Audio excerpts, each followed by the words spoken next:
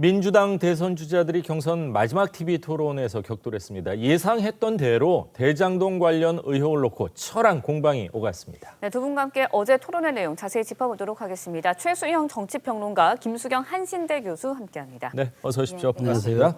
자, 이낙연 후보가요, 대장동 의혹을 놓고 어제 이재명 후보를 향해서 집중 공세를 펼쳤습니다. 마지막 TV 토론회였는데 영상 준비했습니다. 이재명 후보께 먼저 여쭙겠습니다. 지난번 우리 토론회 때 대장동 이슈, 민주당에는 선거의 호재다. 네, 꽂아주시죠. 네, 2대1로 호재다 이렇게 답변을 하셨어요. 제가 좀 놀랐습니다. 혹시 이걸 전화위복의 기회로 삼겠습니다 라고 했다면 모르지만 국민들 앞에서 호재라고 말할 수 있을까? 어떤 생각이셨습니까? 이낙연 후보님께서는 이제 저의 문제만 들여다보시니까 그런 것 같고요. 그래도 5천억이라도 환수했다. 라는 그것을 저는 성과로 인정해 주는 기회라고 생각하고요. 마지막으로는 이렇게 노력하는 단체장이 어디 있습니까? 성과를 홍보할 기회라고 생각하고 있어요. 대장동 이슈가 민주당의 호재라고 했던 지난 토론회 이재명 후보 발언을 이낙연 후보가 이건 문제 있다면서 문제를 삼았습니다. 이재명 후보는 반면에 5천억 원을 환수한 대장동 사업은 자신의 최대 성과다 이런 입장을 펼쳤는데 어떻게 들으셨습니까? 저는 그 이재명 지사가 아마 두 가지 그러니까 아마 측면을 가진 것 같아요. 그러니까 화천대유 사건, 대장동 사건이 불거진 이래로 자기가 여러 가지 지금 지역 경선을 거치면서 계속 우위를 유지하고 있지 않습니까? 그러니까 이것이 결국 자기에게 지금 현재 지지층 결집엔 나쁘지 않다는 판단을 했기 때문에 어쨌든 본인이 이걸 설계자라고 얘기를 하지 않았습니까? 그렇다면은 지금 이 상황에선 이것을 계속 자신의 브랜드와 치적으로 끌고 가는 게 선거 전략상으로 맞겠다라고 아마 판단을 한 것 같아요. 그렇지만 저는 어쨌든 지금 본인이 설계자라고 이야기를 했고 또 실무자라고 그때 얘기했던 그 유동규 전 본부장이 지금 구속되지 않았습니까? 그렇다면 저는 어쨌든 지금 그러니까 이재명 후보가 최소한 땅을 헐값에 수용당한 원주민이라든가 그다음에 바가지 쓰고 사실 고가에 분양받은 지금 입주자라든가 그다음에 원래 자신들의 몫이어야 할 수천억 원의 어떤 그 개발 이익을 화천대유에 그 뺏기다시피 한 성남 시민들에게는 최소한 제대로 된 유감 표명을 하면서 이 얘기를 했었어야지 이 얘기는 내가 공공 자산을 많이 가져왔던 마치 자신의 브랜드만을 강조하는 저런 답변은 과연 글쎄 지금 당원들을 대상으로 하는 경선은 모르겠지만 과연 저게 본선에 갔을 때 중도층에게 어떤 소구력을 가질지 저는 상당히 좀 의문을 갖고 있습니다. 그렇군요. 오늘 조선일보 보도 보면은 뭐 서민 임대 주택은 법정 한도 최대한으로 줄이고 그리고 또 용적률은 좀 높여가지고 배당 수입이 아니라 분양 수익으로 한 2,500억 정도 더 수익을 얻었다 이런 보도도 나왔더라고요. 좀 더 사실관계를 더 구체적으로 알아봐야 되겠지만 이재명 후보는 계속해서 성남시에 그래도 내가 3억 원을 이득을 주지 않았냐 이런 얘기고요. 그러면서 민주당에는 이낙연 후보는 큰 짐이 될 것이다. 뭐 여러 가지 사유로 정권 교체 안 될 가능성, 뭐 밤잠이 오지 않는다 이렇게 얘기를 했는데 어떻게 들으셨습니까? 사실 이 대장동 의혹이 어떻게 보면 이재명 지사에게는 굉장히 악재로 작용할 수 있는 사안임에도 불구하고 오히려 이렇게 경선이 진행되면 진행될수록 호재로 작용하는 걸 저희가 볼 수가 있잖아요. 그러니까 민주당 입장에서는 이제 그런 것 같아요. 이제 지지자들의 경우에 이런 상황에서 우왕좌왕하는 것을 보여주는 것보다는 차라리 지금 이재명 지사에게 확 지지를 보내줌으로써 어떤 메시지를 줘야겠다 이런 생각 때문에 오히려 이재명 지사에게는 이런 상황이 지금 호재로 작용을 하고 있는 것 같습니다. 이제 호랑이 등에 올라탔다는 표현이 있잖아요. 달린 호랑이에게서는 이제 내려올 수가 없는 상황인 거죠. 이제 더 이상 이제 돌아설 수 없는 이제 그런 상황으로 이제 가고 있는 건데 사실 대장동 의혹이 더 밝혀지면 밝혀질수록 이재명 지사에게는 그렇게 유리하지는 않게 작용을 할 겁니다. 지금까지는 어쨌든 공익을 많은 부분 환수했다는 것을 강조하면서 이제 방어를 하고 있는데 이제 유동규 씨도 이제 구속이 됐고 여러 가지로 이제 사건의 수사가 진행되면 진행될수록 불리한 상황들이 벌어질 가능성이 높은데 사실 지금까지 이제 이재명 지사에게 많은 이제 좀 악재들이 없었던 건 아닙니다. 뭐 스캔들도 있었고 여배우 스캔들도 의혹도 있었고 뭐 네. 형수 욕설에 관련된 이야기들도 많았었는데 그럼에도 불구하고 지금 지지세가 전혀 꺾이지 않고 있잖아요. 이제 예. 어떻게 보면 이제 이재명 지사의 굉장히 카리스마적인 정면 돌파가 지금까지는 먹혔던 건데 사실 이러한 논란 속에서도 이재명 지사에게 사람들이 바랬던 건 어떤 높은 도덕성이라기보다는 지금 시국이 굉장히 혼란스럽고 어렵기 때문에 돌파력. 뭔가 네. 돌파력, 어려운 상황을 카리스마적으로 이겨내겠다 이런 것에 대해서 기대하고 있는 것이기 때문에 대장동 의혹도 얼마만큼 방어가 가능할지 다만 이게 이제 부동산에 관련된 문제고 민심이 굉장히 좋지 않기 때문에 어떻게 이것들을 앞으로 경선이 진행되고 네. 또 대선이 진행될 때까지 이겨나갈지 그게 좀 관건이 되는 것 같습니다. 예. 네, 경선 기간에는 명락대전이다라는 말이 나올 정도로 이재명 후보, 이낙연 후보 신경전이 치열했었습니다. 어제 마지막 토론회에서도 한층 더 거칠어진 신경전을 이어갔었는데 영상 보고 이야기 이어가겠습니다. 2015년은 부동산 불경기 때고 집값이 떨어져서 난리일 때입니다. 그런데 2018년부터 집값이 오르기 시작한 겁니다. 이 총리 하시는 동안에 집값이 폭등을 해가지고 본인의 잘못 인정하시고 계신데 그것 때문에 개발업자들 이익이 3, 4천억씩 늘어난 거예요. 그 점에 대해서는 저는 총리님께서도 한번 생각해 보실 필요가 있다고 생각하고요. 2018년부터 집값이 올랐다, 땅값이 올랐다 그러시는데요. 설계는 그 이전에 이미 이루어진 것이죠. 이 사건은 국민의힘이 방해했고 공공개발 막았고 개발 이익을 가지고 자기들이 부당하게 이익을 취한 게 핵심인데 그 얘기는 안 하시고 자꾸 이 내부에다가 자꾸 문제를 제기하시니까 제가 좀 답답하긴 합니다. 잘된 것은 자기 공이고 못된 것은 남의 탓이고 하는 것을 여전히 지금 반복하고 계세요. 네, 들으셨지만 이재명 후보 대장동 개발에서 민간업체의 수익이 폭증을 한 거는 2015년이었다. 그러니까 이낙연 후보가 청리 시절이던 그때였다. 집값 폭증한 탓이다라면서 역공에 나서기도 했는데요. 예. 어떻게 들으셨나요? 전 조금 견강부회가 아닌가 생각이 들었습니다. 그러니까 이 문제와 부동산 폭등의 문제는 조금 약간 별개의 사안으로 다뤘어야 하는데 예. 이걸 좀 뭉뚱그려서 치환하려는 그런 좀 답변 태도라고 봤는데 왜냐하면 사실 우리가 부동산 개발이라는 3대 핵심이 그런 건 아닙니까? 일단 땅 매입이 있고 두 번째가 이제 인허가 문제고 세 번째가 분양의 문제인데 사실 땅 매입은 성남시가 그냥 공공개발이라고 해서 거의 그냥 헐값에 인수하다시피 했기 때문에 이 문제가 하나도 없었고 사실 개발에 대해서는 땅 문제가 해결이 안 되면 굉장히 이게 10년, 15년 이렇게 끄는 경우가 있는데 이게 그렇죠. 그냥 해결된 거고 그다음에 예. 인허가 문제도 성남시가 즉각해 주지 않았습니까? 그렇다면 사실 이 사업이야말로 그야말로 땅 짓고 헤엄치기였고 예. 분양에 대해서 문제가 분양할 때 이게 부동산 폭등이냐. 사실 근데 주택연구원의 한 자료에 따르면은 설령 미분양이 20% 나더라도 이것은 남는 장사라고 예. 얘기를 했단 말이죠. 그렇기 때문에 이것은 굉장히 처음서부터 이 문제의 핵심은 그런 거죠. 지분 50%를 가진 성남시가 전체 배당금 6천억 원 중 30%가 가져갈 때 예. 지분 7% 가진 민간주주가 70% 4천억 원을 가져갔다. 이게 사실 이 문제의 핵심이란 말이죠. 초과 이익 환수에 대한 그렇죠. 제재 조항이 없었죠. 없었던 우린 거죠. 이만큼 가져가면 더 이상 안 가져간다는 캡을 씌워버려가지고 그러다 예. 보니까 분양가 상한제는 또 풀려가지고 더 비싼 값에 분양할 수 있었고 예. 이런 상황을 두고 이것을 이낙연 후보 때 부동산 문제가 그렇게 올라가는 바람에 이렇게 됐다라고 얘기하는 건 너무 조금 경강부회식의 해석이라고 보여지고 결국 이런 문제는 이제 경선 과정에서 논란이 되겠습니다만은 그러나 이제 11월 그러니까 이제 경선이 끝나면은 대선이라는 거대한 민심의 바다로 나가지 않습니까? 네. 예. 거기에서 평가받을 때는 어떻게 평가받을 것인가 이건 상당히 별개의 문제라고 저는 생각합니다. 그렇군요. 오늘 일부 조간신문 보면 용적률이 조금 상향이 됐다 이런 보도가 그렇죠. 나오는데 예. 용적률 상향은 사실 성남시의 재량이기 때문에 이 부분에 대해서도 또 검찰은 어떻게 바라볼지 한번 지켜봐야 될 것 같은데 이재명 후보는요. 이낙연 후보가 대장동 관련해서 책임을 제기하는 게 야당의 논리, 국민의힘 논리로 자신을 공격하고 있다 이렇게 반박을 펼치기도 했습니다.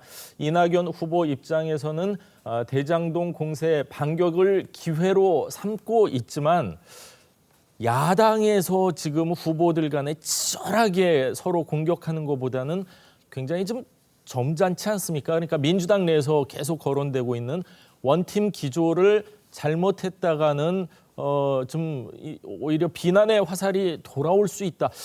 이래서 네. 이렇게 좀 점잖은 걸까요? 왜 그렇게 보십니까? 그러니까 이낙연 후보 입장에서 굉장히 난감할 것 같아요. 어떻게 보면 이 사건은 자신에게 유리하게 작용해야 되는 사건인데 예. 대장동 의혹에 대해서 이제 지적하면 할수록 오히려 이재명 지사의 이제 지지율이 더 높아지고 더 경선에서 좋은 성적을 거두는 걸 보게 되다 보니까 아마 수위 조절에 굉장히 어려움이 있었을 것이다. 왜냐하면 이제 이낙연 후보가 어떻게 보면은 그 공격의 수위를 높일수록 원팀 기조를 해치는 것이냐라는 이제 비판에 직면하다 보니까 예. 좀 갈팡질팡하고 너무 세게 비난하기에는 좀 난감한 상황일 것 같은데. 그래도 어제 마지막 토론회에서 그런지 기존보다는 조금 더 강하게 이제 압박하는 모습이었습니다. 네, 맞습니다. 저도 어제 보면서 그래도 조금 이번에는 강하게 네. 이제 얘기를 하는 것 같은데 이제 어떻게 보면 이낙연 후보 입장에서도 이제 더 이상 물러설 곳이 없는 거죠. 이제 곧 이제 3차 슈퍼위크 하고 나면은 이제 대선 후보가 결정이 될 텐데 더 이상 그게 이번 일요일이에요. 그렇습니다. 10월 10일 날. 얼마 예. 남지 않은 거죠. 그런 상황에서는 어쨌든 뭐가 됐든 네. 비판을 받더라도 자신의 할 말을 다 해야 된다는 생각 때문에 아마 좀 강하게 이제 이야기를 한 것 같고요. 또 한 가지는 이제 경선에서 이기고 지는 것도 중요하지만 제일 중요한 건 본선에서 대선에서 이기는 게 중요한데 길게 봤을 때 이 대장동 의혹이라는 게 이렇게 쉽게 사그라들 것 같지 않은데 과연 정권 교체가 가능할 것인가 이런 것들에 대한 우려로 마지막으로 더 안전한 후보인 자신을 밀어달라라는 네. 지지를 보내달라는 어떤 그런 메시지 차원에서 이재명 지사에게 좀 더 강하게 공격을 한 게 아닌가 그런 생각이 듭니다. 네, 예. 대장동 의혹의 핵심 인물이자 이재명 후보의 측근으로 지목되고 있는 유동규 전 본부장 구속을 놓고도 공방이 오갔는데요. 이낙연 후보와 함께 박용진 후보도 예. 이재명 후보 압박에 가세를 했습니다. 직접 보시죠. 최근에 이제 이재명 후보와 함께 일했었던 분이 구속됐지 않습니까? 그에 대해서 좀 사과인지 아닌지 모르게 지금 답변을 하셨거든요. 2015년 메르스 당시에 저는 병원장을 야단치거나 보건소장에게 떠넘기지 않고 100% 제가 다 책임집니다. 제가 성남시 최종 책임자이니까요. 이러셨단 말입니다. 이번 것하고 좀 다르지 않는가? 우리 후보님도 전남지사 하시고 뭐 국회의원 하시고 총리 하실 때 그 기회에 얼마나 많은 사고가 납니까? 저는 이재명 후보처럼 그렇게 하지는 않았어요. 훨씬 더 깊게 사과를. 정치인의 사과나 책임은 국민이 됐다 이렇게 하실 때까지다. 그래서 지금은 구속된 상황이고 네. 나중에 기소가 되거나 이 사람이 일을 더 많이 저질렀으면 네, 네. 그 단계에 맞게 따로 뭐 입장 표명을 하시지 않겠냐 그렇게 얘기했는데 잘한 거죠. 우리 의원님도 꽤 오랫동안 공직을 하셨는데 이런 문제를 해결하기 위해서 어떤 노력을 했는지 한번 되돌아봐 주시면 좋겠고요. 네, 대장동 특혜 의혹에 대해서 이재명 후보의 사과, 책임에 대한 공방이 이어졌는데 이낙연 후보와 박용진 후보 모두 이재명 후보의 유감이 표명이 충분하지 않았다. 사과가 충분하지 않았다. 진정성이 없었다. 이런 지적을 했습니다. 이재명 후보 개인의 일탈에 대한 책임만 인정했지 부족한 취지의 발언을 좀 이어가지 않았냐라는 지적이었던 것 같은데 어떻게 지금, 들으셨나요? 네, 말씀하신 대로 그러니까 꼬리 자르기라는 비판이 나오는 거죠. 처음에는 본인이 여기에 대해서 이런 어떤 그 자기 성남시 관련한 어떤 비리도 없을 것이다 이런 취지의 얘기를 하다가 이제 유동규 전 본부장이 구속이 되니까 이제는 내가 인사 관리에는 좀 부족한 것 같아. 내가 좀 더 자세히 들여다보지 못했다는 식의 어떤 개인 인사 관리 책임론. 그다음에 관리 책임이죠. 그렇죠. 예. 일탈의 문제로 슬쩍 이렇게 치환하려는 듯한 모습인데 저는 이낙연 후보의 말이 아주 엄중했다고 봅니다. 그러니까 뭐라 했냐면 책임은 말로 지는 것이 아니라 행동으로 지는 것이라고 분명히 이당의 대표 입으로 얘기를 했단 말이죠. 그러니까 저는 박용진 후보도 마찬가지고 그런 식의 이야기 국민이 됐다 할 때까지 사과하는 게 공직자의 도리다. 예. 특히나 대통령이 되겠다는 가장 큰 대선의 그 공직의 큰 영역으로 나아가면서 네. 이런 사과에 대한 부분이 뭐 그냥 뭉뚱그리거나 그냥 대충 퉁치고 넘어가려는 듯한 모습은 곤란하다. 그러니까 저는 그러니까 이재명 후보가 이렇게 얘기한다고 해야 한다고 봐요. 진상규명에 따른 예. 법적 정치적 책임을 내가 지겠다라고 네. 해야지 그게 진정한 사과고 진정한 책임인 것이지 유감스럽습니다. 내가 자세히 들여다보지 못해 죄송합니다라는 정도의 말로 과연 지금 우리 특히나 부동산에 많이 이제 상처난 민심을 달랠 수 있고 과연 그분들에 대해서 지지를 요구할 수 있을지 예. 저는 그 부분에 대해서는 약간 좀 정의롭지 못한 것 아니냐라는 측면을 지적하고 싶습니다. 그렇군요. 네. 지금 말씀하신 부분에 대해서 제가 조금 더 질문을 하나 네, 드릴게요. 만약 정치적인 책임을 진다고 하게 되면은 네. 3차 슈퍼위크에서 승리를 해가지고 대통령 후보가 된 다음에는 네. 그러면 어떻게 해야 되는 겁니까? 그러니까 민주당 지지자들 입장에서는 사실 상상하기 힘든, 상상하기 어려운 그런 상황이 벌어질 수도 있는 거 아닌가요? 그러니까 지금 투표율에 저하가 나타나고 있다고 생각합니다. 초반 투표율이 사실은 70%에 육박했었어요. 예. 민주당 경선. 거긴 권리당원도 있지만 자발적으로 내가 선거인단이 되겠다고 참여하신 분들도 있단 말이죠. 예. 이분들이 지금 호남을 기점으로 그때 천하대유 사건이 화천대유 사건이 불거지는 호남 시점부터 지금 계속 50% 밑으로 내려가서 지금 맞습니다. 60% 조금 넘게 나오거든요. 예. 저는 이게 반영이 됐다고 보는 거예요. 그러니까 이런 부분에 대해서도 이재명 지사가 내가 모든 무한 책임을 지겠다고 이야기를 하는 게 저는 맞다고 생각하는 거지, 여기에 대해서 지금 이탈하는 모습을 보여주면서도 본인은 유감 표명만으로 빠져나가는 듯한 모습은 제가 보기에 그렇게 온당해 보이진 않다 말씀드리고 싶습니다. 그렇군요. 이재명 후보 2차 슈퍼위크에서도 압승을 거뒀죠. 이제 수도권만 남았는데 수도권에서 한 30대 중반표만 얻더라도 이제 과반이 넘기 때문에 결선 투표가 없이 이번 일요일 날 이제 대선 후보로 확정될 수가 있습니다.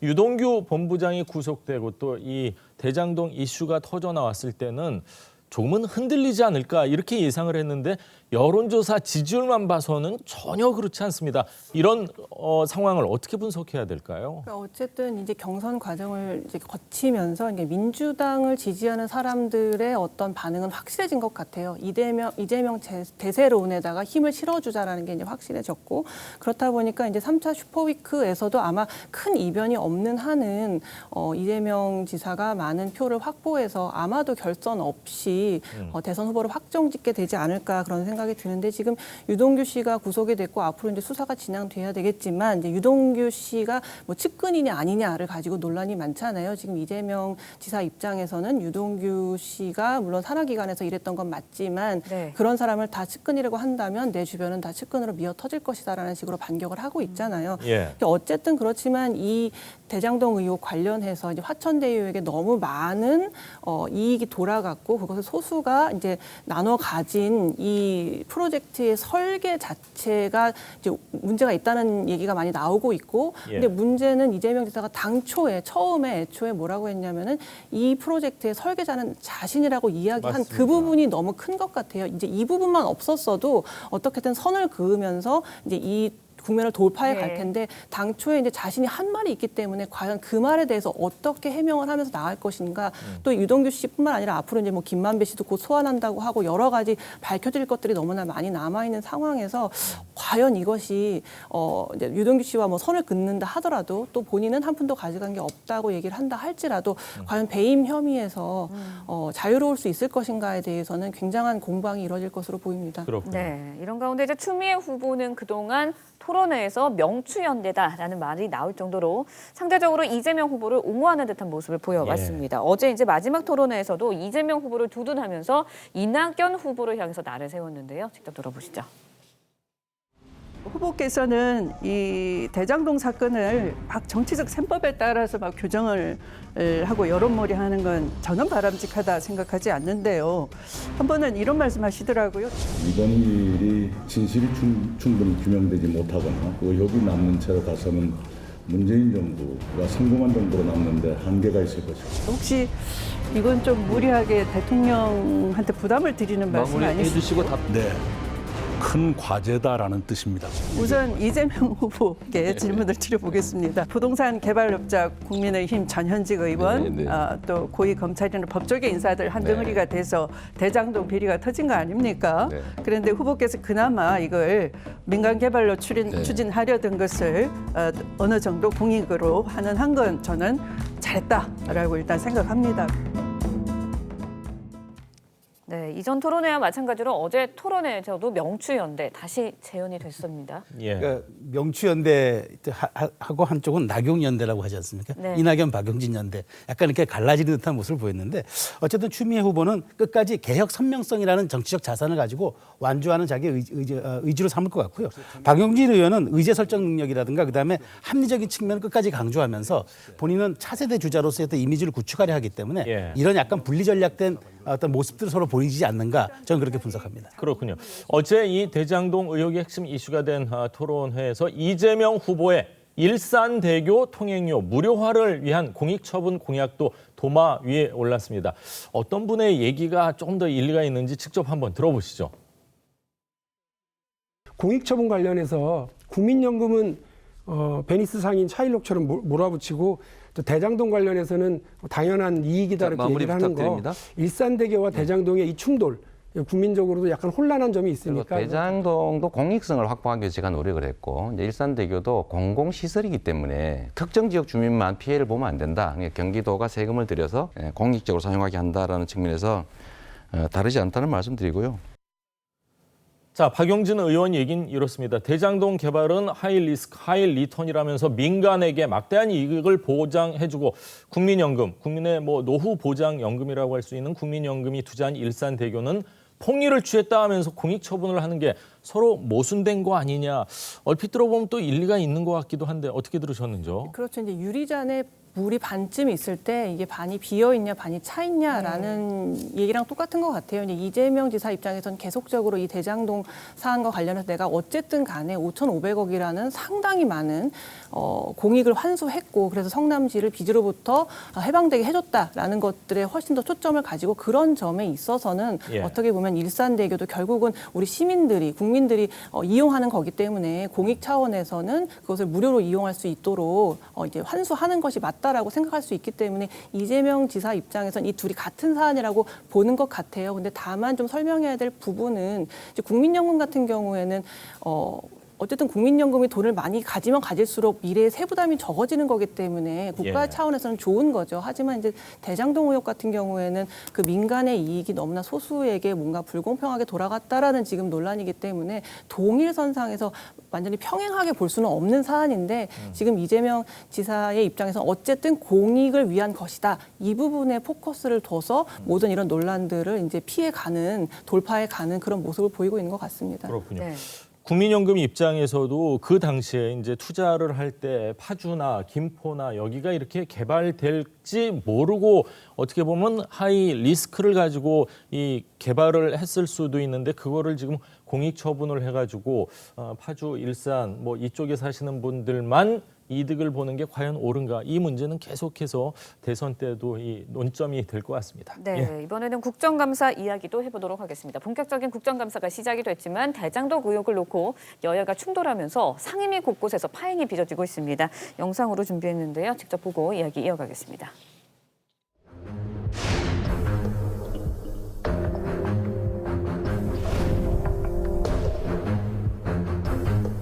제가 마지막으로 부탁드리는데 이거 떼세요. 왜 이렇게 이 피켓에서 벌벌 떠는지 모르겠습니다. 그 이유를 벌벌 떠는지 이유를 이야기 좀 들어보세요. 조용히 해주세요. 왜 이 피켓에서 벌벌 떠는지 그만큼 강의원 조심하세요. 조심. 당당하게 합시다. 여당에서도 붙이세요. 미안하지만은 간사님이 떼라고 해도 저는 못 되겠습니다. 안 되겠다. 안 되지. 안 된다. 저는 못 되겠습니다. 이상입니다. 제가 이렇게 좋게 말할 때 그 다 띄십시오.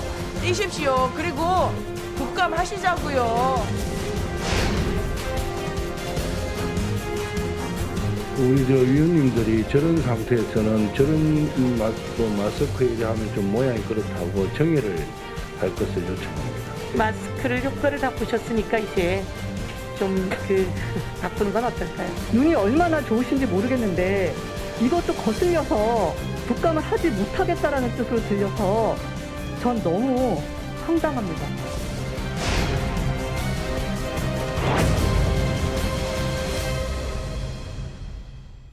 네, 제 기억에는 국감장이건 본회의장이건 상임위원회장이건 야당에서는 피켓을 많이 들었었던 것 같은데 지금 여당은 이걸 계속해서 문제 삼고 있습니다. 그 이야기 하기에 앞서 청와대가 어제 대장동 의혹에 대해서 첫 번째 공식 입장을 발표했습니다. 엄중하게 생각하고 지켜보고 있다 이렇게 밝혔습니다. 자, 청와대에서 이런 의미 있는 이 공식 입장을 내놨는데 어떻게 해석하셨어요? 저도 상당히 좀 의외였다고 좀 말씀드리고 싶은 게요. 왜냐하면 이제 이 대장동 사건이 불거진 지 한 달이 다 돼가는데 사실 그동안에 청와대가 전혀 입장을 표명하지 않았거든요. 그런데 이제 10월 10일 최종 경선을 이제 닷새 앞둔 시점에서 이걸 의사를 표명했단 말이죠. 오늘 조선일보 보도에 따르면은 대통령이 굉장히 대장동 사업에 대해서 참모들의 의견을 많이 듣고 보도도 많이 챙기고 있다라는 여권 관계자의 전언이 있다고 그래요. 그렇다면은 지금 사실 경기 서울을 남겨둔 상황에서 또 이 지역은 굉장히 또 이재명 지사의 또 지지 기반이기도 하지만 또 부동산 민심에는 굉장히 또 민감하고 그다음에 4.7 재보궐선거의 결과로 나타났듯이 정부에 이렇게 우호적이지 않는다는 그런 표심도 나타났던 지역인데 왜 이렇게 청와대가 이렇게 언급을 했을까? 만일 조금 더 나아가서 저는 진짜 여기에 대해서 대통령이 만일이라도 언급을 한다 그러면 상당히 저는 큰 파장이 있을 거라고 저는 생각이 됩니다. 그렇군요. 문재인 대통령 일각에서는 직접 언급할 수도 있다 이런 이야기가 나오고도 있는데 만약입니다만 대통령이 경선 과정에서 직접적인 언급을 하면은 대통령의 정치 개입 아니냐 이런 또 비판의 목소리도 이제 지지 성향에 따라서 뭐 비판적인 시각이 강해질 수도 있을 것 같습니다. 그렇죠. 이제 워낙에 예민한 시기이고 앞으로 이제 대선까지 이 예민함이 정치적 예민함이 계속 유지가 될 텐데 그리고 더 고조되겠죠. 이런 상황에서 대통령의 한마디 한마디가 아주 큰 영향을 미칠 수 있기 때문에 사실 청와대로서는 굉장히 조심스러울 수밖에 없는데 하지만 사실 또 대통령이나 청와대에서 아무런 입장이 안 내는 그것도 역시 문제라고 보여져요. 제가 지적하고 싶은 부분도 사실 이게 정쟁의 대상이 되고 있고 지금 여야가 아주 치열하게 싸우고 있지만 국민들은 여가 잘했다, 야가 잘했다기보다는 이 사건의 핵심이 무엇인지 본질을 다 알고 싶다는 거거든요. 사실 국민적 관심사가 워낙 높은 사안이다 보니까 청와대로서는 뭐라도 이제 언급이 좀 있을 수밖에 없고 사실 어제도 이제 기자들이 청와대 관계자에게 이제 이 사안에 대해서 물었을 때 엄중하게 이제 지켜보고 있다고 했는데 사실 목적어가 없었어요. 그래서 이제 기자들이 다시 물었습니다. 무엇을 이제 엄중하게 보고 있다는 것이냐라고 했을 때 그냥 거기까지만 이야기하겠다 말 그대로다라고 했는데 사실 그리고 뭐 정치적 의미가 없고 뭐 국민적 공분이 커지고 있다는 거에 지금 주목하고 있다 이런 얘기를 했더라고요. 어떻게 보면 굉장히 원론적입니다. 굉장히 원론적이죠. 지켜본다는 게 사실 어떻게 보면 아무 의미가 없을 수도 있는 거거든요. 그런데 이게 사실 청와대로서는 이야기할 수 있는 거의 최대치가 지금 아닐까 싶고 사실 앞으로 어떤 이야기를 한들 뭔가 대장동에 대해서 옹호하는 발언을 하기도 어렵고 그렇다고 비판적인 발언을 하자니 선거 개입이 될 수도 있고 또 이재명 지사에게도 굉장히 치명타를 입힐 수 있기 때문에 아마도 그렇게 직접적으로 구체적으로 언급하는 것은 전 나오지 않을 것 같다 그런 생각이 듭니다. 네, 어제 12개 상임위에서 국정감사가 진행됐습니다. 하지만 여야 간 대치가 이어져 대부분 파행되거나 정회되는 상황이 벌어졌는데요. 보시죠. 특검 자체를 저희 여당에서 반대하는 것은 특검 자체가 오히려 수사 방해고 수사 지연 작전이라고 보기 때문에 반대한다는 것입니다. 이 또 제가 이런 말을 하면 또 이제 김도욱 간사님 지금 눈알 불안치면 또 이렇게 한마디 하실 것 같아요. 근데 이런 정치적인 논쟁을 또 이 국감장에서 아니 위원장님 정리하시기 전에 백혜련 의원 발언에 대해서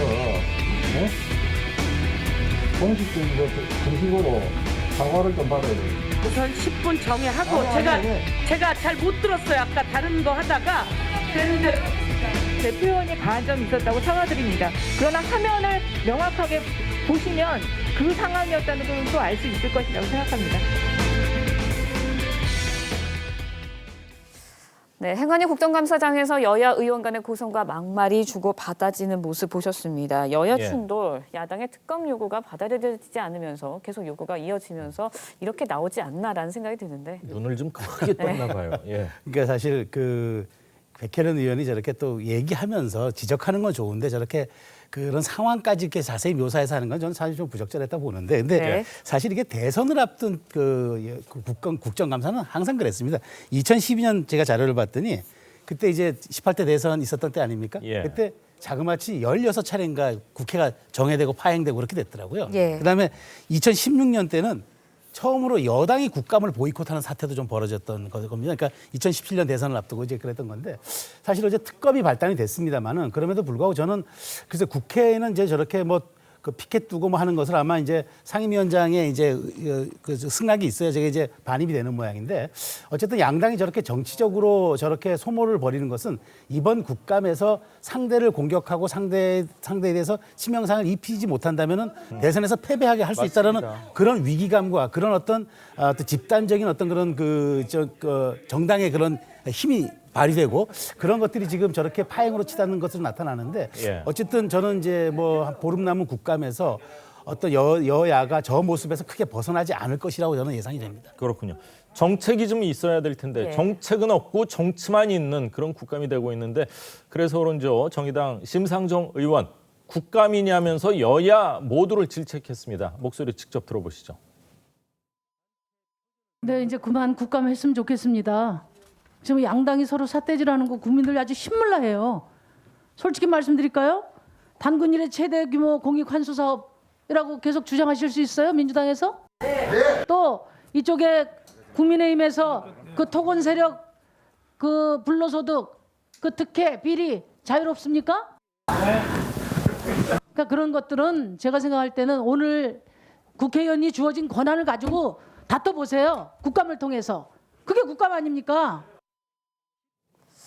자, 지금 얘기를 했는데 질문을 하니까 아주 당당하게 네 하는 국회의원들이 많습니다. 그만큼 이제 대선이 얼마 남지 않았다 이런 생각이 드는데 정의당 같은 경우는 오늘 대선 후보가 이제 선출이 되더라고요. 그리고 과반이 넘지 않으면 다음 주 화요일에 이제 결선 투표가 펼쳐지는데 지금 심상정 의원 한 얘기 많은 국민들이 아마 비슷한 생각을 하지 않을까 하는 생각인데 어떻게 들으셨어요? 그렇죠. 이제 문재인 정부 하에서 어떻게 보면 마지막 이제 국정 감사고 문재인 정부가 당초 이제 100대 과제, 국정 과제를 이제 맨 처음에 출범할 때 이야기한 만큼 그런 것들을 종합적으로 좀 이제 얼마나 잘했나 또 잘못한 건 어떤 게 있나 이런 걸 평가하는 자리가 돼야 되는데 사실 국회의원의 존재 이유 중에 가장 큰 것이 이제 행정부에 대한 감사죠. 얼마나 행정부가 견제 기능이죠. 그렇죠. 예. 아주 중요한 기능인데 지금 그런 것에 대해서 지금 하지 않고 어떻게 보면 입법부끼리 서로 싸우고 있는 거예요. 당신네 당이 더 잘했다, 잘못했다, 우리가 더 잘못했다, 잘했다 이런 식으로 싸우고 있는 건데 사실 아까도 말씀드렸지만 이게 국민들에게는 굉장히 초당적인 이슈거든요. 누가 더 잘했다라고 지금 방어하고 싸우고 하는 것보다는 양쪽 다 잘못했으면 다 밝혀보고 누가 더 잘못했는지 한번 보자라는 어떤 초당적 이슈인데 일종의 대선의 전초전처럼 우리 당의 대선 후보를 더 지지하고 또 상대 당의 대선 후보를 더 흠집내는 식으로 오히려 그런 싸움의 현장으로 지금 비화되고 있어서 사실 가장 피해를 보는 건 국민들이다. 국민들이야말로 이 사건 혹은 뭐 이 사건과 무관하다면 그 행정부처들이 어떻게 예산을 집행하고 잘 해왔는지를 보고 싶은 것인데 그런 이야기는 나오지 않고 자기들끼리 싸우는 것만 계속 지켜봐야 되고 사실 어제 그 손팻말 같은 경우도 그것 때문에 4시간이나 기재부 같은 경우에 이제 지연이 됐거든요. 4시간 동안 그 손팻말을 없애니 많이를 가지고 싸우는 걸 이제 지켜보고 있어야 되는 국민들로서는 굉장히 답답한 상황입니다. 대통령이 시정연설을 하기 위해서 국회에 왔을 때도 피켓을 많이 들었었던 걸로 기억을 하고 있습니다. 예. 법무부를 상대로 한 법사위 국감에서는 여당은 뭐 고발 사주 의혹을 제기했고요. 야당에서는 대장동 의혹을 거론하면서 두 의혹이 맞서는 모습을 보였는데요. 영상으로 직접 보시죠. 가져야 되는 정말 중요한 사건입니다. 에 대한 장에 담겨 있고 실제로 2020년 7월 27일에 법세련 윤석열 총장이 문제가 있는 겁니다. 이 사람이 정치검찰이에요. 윤석열 총장이 이 정치검찰인데 처음에 몰랐죠. 이런 사람인 줄. 그런데 이 정치검찰이 저는 윤석열 검찰을 제 기억에는 대한민국 검찰 사상 전무후무한 검찰이라고 좀 봅니다. 지금 총선에 영향을 미치기 위해서 고발 사주를 했어요. 이 선거에 개입합니다. 이 입법권에 개입을 해요. 자별로 주요 이슈들을 좀 한번 정리해봤습니다. 이재명 지사가 이렇게 이 사업이 진행되는 과정에서 본인의 말에 의해서 또 각종 결제 서류에서 이미 이재명 지사의 관여가 다 드러나고 있습니다. 이재명 지사에 대해서 당연히 배임 수사가 돼야 됩니다. 네, 여당에서는 윤석열 후보가 연루된 고발사주 의혹을 들고 나왔고요. 이재명 후보에게 제기된 대장동 의혹을 야당에서 들고 나왔습니다. 그러면서 공방을 주고받는 모습을 보였는데 결국 법사위 국감장에서도 정책은 없고 정치만 있는 그런 모습을 보였지 않나라는 생각이거든요. 대리전이었어요. 그렇습니다. 그러니까 이번 국감은 이재명 국감이고 윤석열 국감이지 이게 정부의 국정감사라고 볼 수가 없는데 어쨌든 이게 국민을 보지 않고 지지층만 보는 정치가 됐고 그다음에 묻지마 진영 논리가 됐기 때문에 그렇습니다. 그런데 저는 어쨌든 지금 국회가 이런 식으로 가야 될 것 같은데 가야 하는 게 우려되는데 저는 사실 하나 눈여겨보는 시점이 있어요. 그게 18일과 20일인데 18일 날 이제 국토교통위원회 감사가 있고 20날 경기도 감사가 있습니다. 이재명 지사가 지사직을 사퇴하지 않는다면 설령 후보가 되더라도 이 국감에 출석을 해야 합니다. 그렇다면 이재명 지사가 정말 국감장에 여야 의원들 앞에 이제 말하자면 피감 기관장으로 출석을 한단 말이죠. 경기도에 대한 국감이겠죠. 그렇죠. 경기도에 대한 국감이 20일이고 국토교통위 국감에서는 아마 이 대장동 문제가 다루어질 가능성이 매우 높습니다. 그렇기 때문에 저는 이제 이 국감이 어쩌면 18, 20이 이제 마지막 이제 마무리로 가는 방향이지만 이게 만일 이재명 후보가 10일 날 혹은 그 다음이라도 이제 본인의 이 대선 후보와 대선 선출에 따라서 자신의 지사직 사퇴에 거취를 표명한다면 안 하면 안 한 대로 이제 또 책임 공방이 올 거고 하면 한 대로 여기에 대해서 직접적인 공격이 이루어지기 때문에 저는 이번 국감의 최대 변수가 후반부가 되지 않을까 저는 그렇게 추측합니다. 그렇군요. 경기도의 국감은 주로 뭐 행안위에서도 하지만 국토위에서 하기 때문에 하죠. 한 2번 정도 최소한 2번 정도는 있지 않을까 그렇죠. 이런 생각인데 과연 어떻게 진행될지는 정말 지금 말씀하신 대로 좀 눈여겨봐야 될 것 같고요. 또 어제 정무위 국감에서 증인 채택을 두고 또 공방을 벌였습니다. 영상으로 준비했습니다. 부패 방지와 공무원의 비위행위 신고를 담당하는 권익위 국정감사에서 이재명 지사를 증인으로 출석해서 대장동 게이트의 실체적 진실을 밝히고 공직자로서의 책임을 물어야 한다고 봅니다. 정책 감사가 될 줄 알았는데 증인 관련 말씀을 해주셨습니다. 일단 드러난 게 중요합니다. 지금까지 드러난 것은 곽상도 의원의 아들이 50억을 받았습니다. 시인했습니다. 이거 왜 검찰이 수사 안 하죠? 이거 왜 우리 국회에서 증인 부르지 않습니까? 자, 대통령 후보인 이재명 후보를 증인으로 부르자 야당에서는 이렇게 얘기하고 있습니다. 그리고 50억 원 퇴직금 논란이 된 곽상도 의원 아들 증인으로 부르자.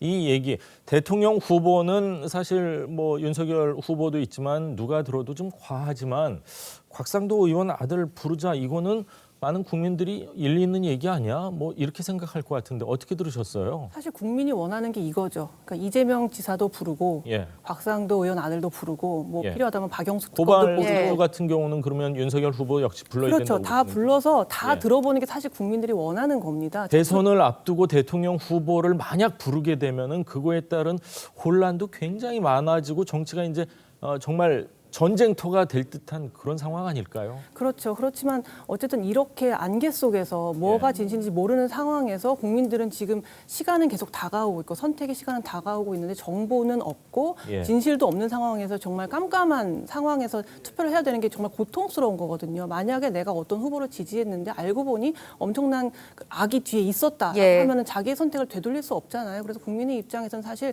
뭐 늦었다 하더라도 그리고 정치적인 부담이 있다 하더라도 어쨌든 다 불러서 얘기를 듣자는 게 사실 국민의 마음일 텐데 어떻게 보면 좀 재미있는 게 여당 야당이 서로 너네도 못 부르지 우리도 못 불러 이런 식으로 우리 다 같이 못 불러가 되는 거예요. 합의 없으면 부를 수가 없으니까요. 그렇다 보니까 합의가. 묘한 어떻게 보면 공생 관계죠. 나도 못 부르는데 그 이유는 너희도 부르지 않기 때문이야. 이런 식으로 서로 못 부르겠다는 건데 국민의 입장에서는 이게 제3자 입장에서는 굉장히 공생관계로 보이는 거고 서로 비난하지만 어떻게 보면 서로 득을 보는 서로 상대방 후보를 때릴 때마다 우리 쪽은 또 결집하게 되는 희한한 약간 좀 국면으로 가고 있는 상황 같아서 국민의 입장에서는 뭐 그렇게 반가운 뭐 이렇게 바람직한 일은 아니라고 봅니다. 네, 어제 법무부 국정감사장에서는 특검 도입 여부를 두고도 공방이 이어졌습니다. 박범계 장관 특검 도입에 대해서 반대한다라는 입장을 냈었는데요. 다시 한번 목소리 들어보시죠. 대한민국 저희가 바로 세우고 공정이 바로 서려면 이런 부분에 대해서 검찰이 명분을 걸고 수사를 제대로 해야 되는데 수사팀 전부 친문 검사들로 다 구성돼 있습니다. 그렇지 않습니다. 기본적으로는 경제범죄 형사부에 기존에 있던 인력들이기 때문에 그러한 한두 명의 특이한 어떤 관련성, 경력 뭐 이런 거 가지고 수사팀의 공정성이 저는 의심받을 필요가 없다. 국민의힘에서는 이것은 검찰은 믿을 수 없으니까 특검을 수용해야 되는데 좀 이렇게 주장을 하는 것입니다. 공정한 수사를 하겠다는 자신 있으세요? 특검을 임명하고 또 수사팀을 짜고 또 수사를 개시하고 하는 그 과정들이 굉장히 오래 걸립니다. 결국은 국회에서 결정할 문제지만 지금 하는 이 수사를 중단할 수는 없지 않겠습니까? 네, 박범계 장관 특검을 임명하고 수사팀을 구성하는 과정이 오래 걸린다. 그러면서 시간을 오래 걸린다. 특검 도입을 반대하는 이유로 들었거든요. 예. 어떻게 들으셨어요? 오래 걸리지 않을 수도 있어요. 여야가 합의만 조속히 한다 그러면은 수사 기한을 정해서 12월 말까지라도 할 수 있기 때문에 저는 박범계 장관이 여기에 대해서 특검에 대해서 너무 이렇게 방어막을 치는 거는 본인의 2012년 때 국정원 댓글 사건 때 특검 도입하자고 했던 말과도 좀 배치가 되는 것 같아서 조금 아쉬운 생각이 듭니다. 그렇군요. 경찰청 국감에서 김창룡 경찰청장이 이 대장동 의혹 늑장 수사와 관련해서 사건 초기 판단이 좀 잘못됐다 이러면서 사과의 말을 전했습니다. 어떻게 들으셨어요? 그러니까 그 김만배 씨가 437억 원인가요? 하여튼 예. 400억 원대의 돈이 473억 원인가 4억 원인가 네네. 그렇습니다. 그 큰 돈을 어쨌든 인출하면서 이제 금융정보분석원이 이런 돈이 인출됐다고 경찰에 알렸죠. 그래서 경찰이 이제 그때 수사를 사실 했어야 되는데 4월달의 일입니다. 지금 10월이 되도록 이제 굉장히 늦어졌죠. 사실 경찰의 입장에서는 정치적인 부담이 있었겠지만 시간이 지나면 지날수록 그 정치적인 부담은 훨씬 더 커지거든요. 이재명 지사가 어쨌든 어떤 대선 후보로 점점 가까워질수록 아마 수사는 더 어려워질 것입니다. 그래서 이 초동 수사에 좀 안타까움이 있었다라고 얘기를 했지만 그 말에 과연 책임을 질 수 있는지 책임은 점점 더 커질 것이다. 그렇게 보고 있습니다. 그렇군요. 자, 오늘 최수영 평론가, 김수경 교수 두 분 말씀은 여기까지 듣도록 하겠습니다. 말씀 감사합니다. 고맙습니다.